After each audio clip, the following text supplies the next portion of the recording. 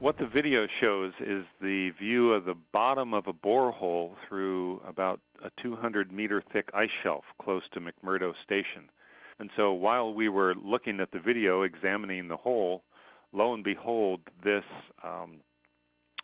marine organism came swimming by. I called it a shrimp-like thingy because I don't know anything about marine biology.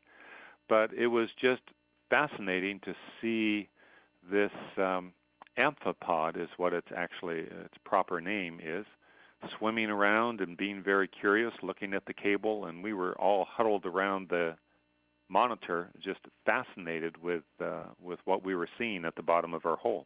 Well, when I showed this to a marine biologist, she was quite surprised because we are a long way from the open ocean, about 20 miles, and this is a higher life form. This is pretty far up the food chain, and if it's swimming around, that means that there's quite a lot of life at this location.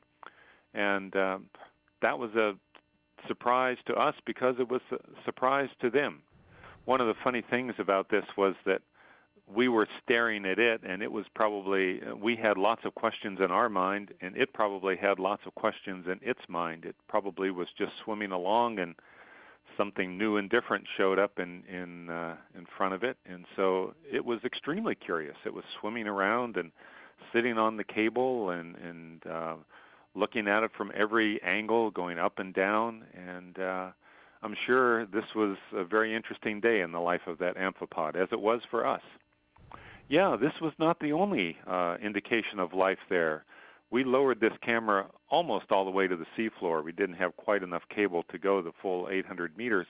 And when we pulled the cable up, we also saw what looked like tentacles from a jellyfish attached to the cable. So there is a lot of life down there, and I think we don't really know the first thing about it.